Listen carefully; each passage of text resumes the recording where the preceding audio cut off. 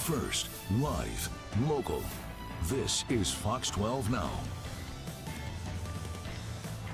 Well, everyone, this is Fox 12 Now. Thank you for joining us. I'm Greg Nibbler. We appreciate you being here. We are live streaming here from the Fox 12 Oregon newsroom, as we are every weekday starting at 1 o'clock. But we're going to jump right into this now. So we're bringing you updates on what is happening there for this federal court case regarding district court case regarding the state of Oregon, the city of Portland, and the state of California versus the Trump administration regarding potential deployment of National Guard troops to the city of Portland. This is to decide whether or not this is legal or not. This is the case that is going on right now. We've been covering it this morning. It is currently in session as far as we know, but joining us right now, we have our own Spencer Schacht, who has been down there covering this all day. And, you know, this is something that certainly we've been following here for a long time, waiting in anticipation for this day. And it's underway.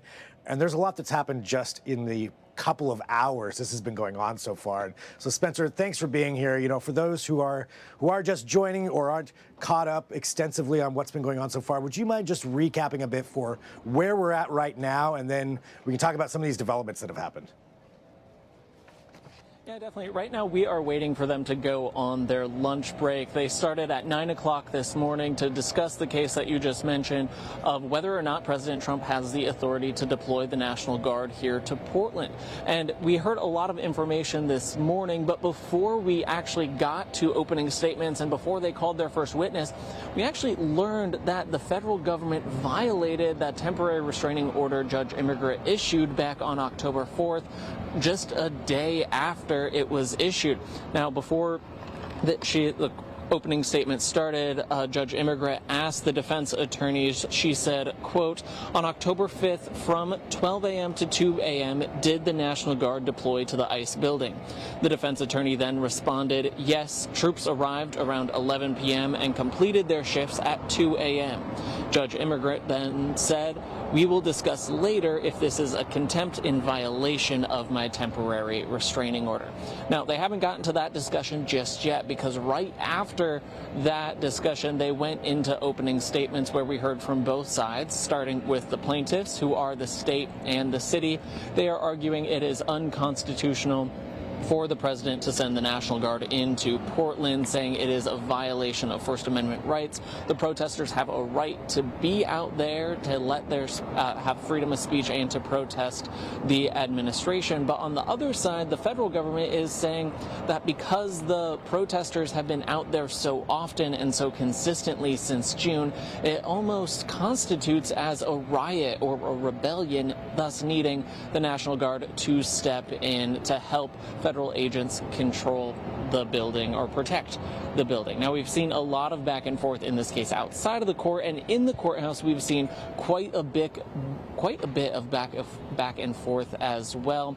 We got our first witness on the stand this morning, who was a commander for PPB, and he was saying that he saw multiple unjustified uses of force or excessive uses of force from federal agents against protesters. We have a couple of quotes from him that I will read here once I unlock my phone. Sorry about that. The first quote from Short said, he said, I saw a federal officer negligently discharge a 40-millimeter launcher. It appears that the use of force was initiated by FPS's, or the Federal Protective Services, owns actions. We simply have not seen any criminal conduct that could explain the use of force that has been going on. So that has been the argument coming from the state and the city, is that PPB has been responding to any criminal activity happening outside of the federal building, and that includes graffiti, property crimes, assaults, other violations on the ground. But they're saying there really just isn't that justification or widespread criminal activity that would justify the use of force that they're seeing the federal agents deploy, and that includes spraying pepper balls and tear gas. And it looks like they just went on lunch break. Or they are about to. Okay. Yep. And so, I mean, that's catching us up there on a lot already of what's been going on. But as you mentioned, it sounds like they're going on lunch break. And so to explain this to everybody, essentially, when they're in session, there can be no reporting on what's going on there in the courthouse. But we do have reporters in there, and once they are on break, we can report what's happened. We can take a look at what's happened in this interim. So all of this that Spencer's been talking about is what we found out this morning going through there, and still some pretty interesting, things that are being said there by PPB when it comes to that. And Spencer, you let me know, you're there on the ground. When you do hear that they're in lunch recess, we can certainly go to that and talk about some of these new things. But a couple of things that you did mention, that PPB largely, it seems, are saying that they don't believe that the use of force by the federal agents was warranted or justified. Does that seem like the general consensus from hearing them? Yeah, that seems to be the crux of the state and the city's argument, is that these protests are constitutionally protected and that PPB is there on the ground to enforce any criminal laws, either state laws or city ordinance, and make arrests on the ground. And they say they have been doing that, but they're also seeing excessive force from federal agents when it comes to deploying tear gas and pepper balls against protesters, and just been how they've been treating protesters. So they are on lunch break, just confirmed from Ezra Kaplan that they are on lunch break now. And so after this morning, we heard from PPB about what they've been doing, and they were being questioned by the plaintiffs in this case. But after that recess, they actually got cross-examination from the state, from the federal government, and they were asking a lot of tough questions, really around sanctuary laws coming from the state and the city of Portland. Both Oregon and Portland are sanctuary cities and sanctuary states, saying that local law enforcement cannot assist federal law enforcement at all when it comes to immigration. So the defense attorneys for the federal government were constantly asking these PPB officials of where is that line? When can they step in? When can they help when it comes to protecting the federal building? And the PPB officers were saying we are allowed to help if there is threats of violence, if there's property damage, if there's graffiti, they can go in and they can make those arrests. But the problem is the officers from PPB said if it is an immigration vehicle coming out of the ICE facility and protesters are blocking the front lawn, PPB does not believe that they can go in and move those protesters without violating the sanctuary city laws that are in our state and our city.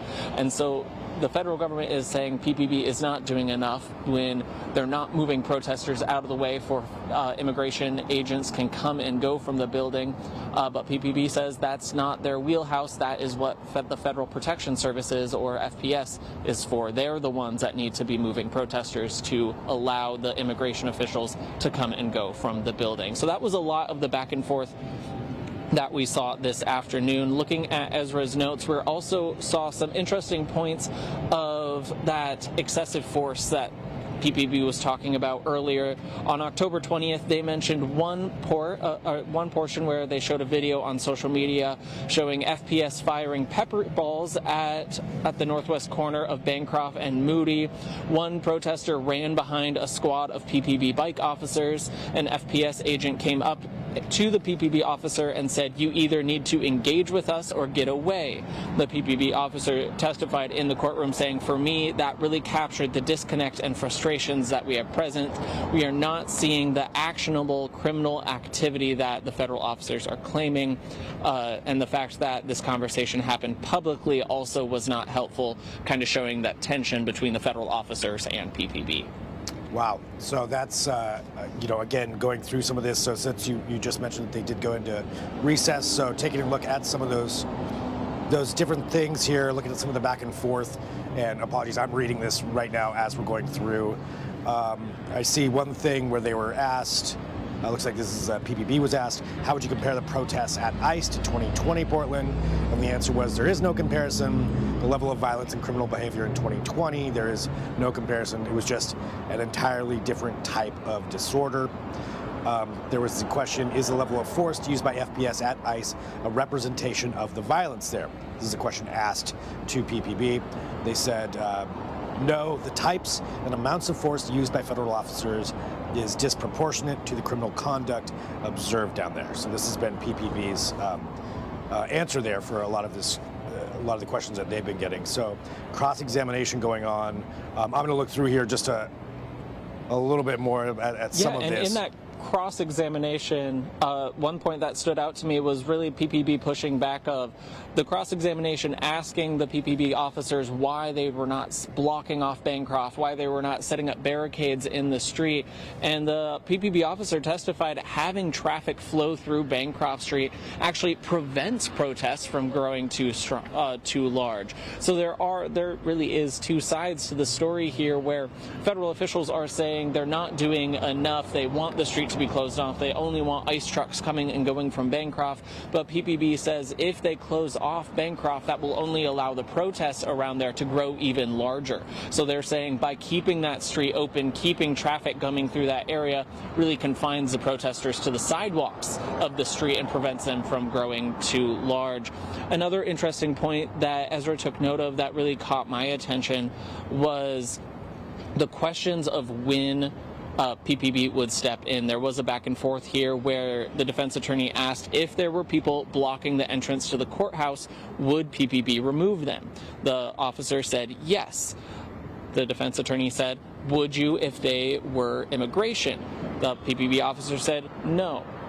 So it is if they were criminals, could you remove them from the case? PPB officer said correct. So it is that back and forth, trying to find that line of where sanctuary city laws really come into place and when PPB can take action to move protesters outside of blocking a federal building, whether it's a courthouse, whether it's the ICE facility.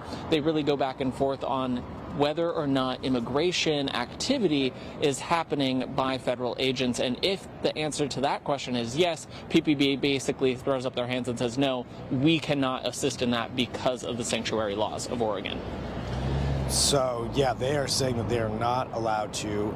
Looking through here a little bit more of this, too, it looks like there's some questions going back to some of the things that happened in June as far as more significant activity then, and largely it seems like what the PPB is saying is that things have not reached that same level that they did in June as far as activity outside of there. Again, looking through your June 12th. Yeah, that's my understanding as well. The protest activity was really at the height around June 14th, where the riot was declared. Someone threw a mortar, which is illegal in Portland, and a federal officer was injured that night. He later denied any care at a hospital or through ambulance, but an ambulance was called to the ICE facility to help an injured officer on June 14th. No arrests were made that night from PPB, and so that's kind of where this argument comes from on the federal side of a federal officer was injured because of a protester. They're declaring it to be a riot, and yet PPB did not act, but PPB is saying that they cannot step in when they are dealing with immigration officials because of the sanctuary city laws. We are also had an interesting conversation about the strained services for the rest of the city. PPB is putting a lot of folks on the ground outside of the ICE facility, and so the defense attorneys are asking PPB the blunt question, is responding to the ICE facility putting strain on the rest of the PPB force and kind of hindering them from responding to crimes in other parts of the city, kind of playing into their argument that the National Guard is needed in Portland because there are a lack of resources, a lack of ICE officers, a lack of FPS officers, and now they're trying to get PPB to admit that they are being strained as well. They kind of went back and forth. They said that there are 800 officers at PPB. 51 of those officers are on the rapid response team, but the officer who was testifying this afternoon said it's usually around 30 to 40 officers who are able and available to be put out on that rapid response team. He says that resources have been stretched thin over the last 3 months, but he would not, the officer on the stand would not say exactly that they were strained because of the activity down at the ICE facility. Okay, so again, for those who are joining here, if you're just joining in, we're recapping what's happened so far here in this trial, and largely it's been Portland Police Bureau who's been testifying, hearing their side of the case. We had some more cross-examination here in this last one. Do we know, what? I take it they're on lunch recess right now. Is that right? Yep, they're on their lunch break right now. They are planning on resuming around 1:50 this afternoon, and then Ezra will go back into the courtroom and continue to update us as testimonies continue. And I believe more witnesses from the plaintiffs, the state, and the city will be called later this afternoon. Okay, and do we know, we probably don't know how long they're going to go today. Did they set any kind of a time? Normally, just with my experience of covering court cases in the past, specifically federal court cases, they do tend to go right up to the 5 o'clock hour, especially when the case is given a 3 or 4 day period. Those first 2 days, they are jam-packed with information, jam-packed with testimony, opening statements, testimony, cross-examination, redirects of the witnesses. So I fully expect them to go all the way up until 5 o'clock today because this is the first day of the trial. Why not get as much done as possible on this first day? And then they will see how much they get done on the second day, and that will really determine if they go into Friday for this case. All right, so a lot yet to come. A lot has happened just in the few hours that this has been going on. I believe it was somewhere around 9 o'clock that this began, and yeah, it's going to continue as mentioned. So most likely here throughout the afternoon, and we'll be here bringing updates on this. Letting everybody know, and I do want to emphasize too at KPTV.com, you can follow along, you can dig deeper if you want. We've got lots of coverage on everything associated with this, but especially for this trial, we'll have all the updates on there. And as Spencer said, they'll go back into court, they'll go back in, and once they're out of recess, we can't report on that when they are until they go back to recess again. We can't talk about anything that's going on in there. We won't know, but there's still a lot to digest right now. And Spencer, I want to thank you, for joining us. I know we're going to have you at the top of each hour. We'll have Spencer back here at 2 o'clock to go through this. But before I let you go, is there anything else that you think is important? As you can hear the traffic there, you're standing out there on the street right now, next to the federal court building. Is there anything else important that you think people should know just about this?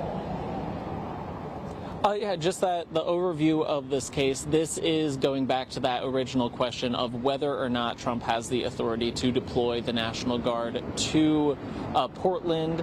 There is a lot of back and forth that we discussed earlier in this day around the temporary restraining orders. That is being taken up by the Ninth Circuit Court, and they announced yesterday that the en banc hearing will be heard. Our other investigative reporter, Adrian Thomas, will be kind of tackling that angle of the story for us today.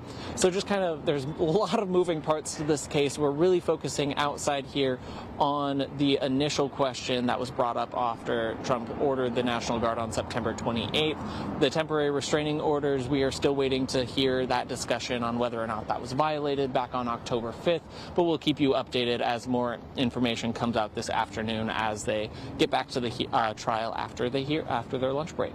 All right, Spencer, thank you so much for being here with us, and we'll get you back there at 2. You probably need to eat at some point as well, so we'll let you go here right now. But thanks, Spencer. Really appreciate you being here to go through this with us. I'll talk to you soon.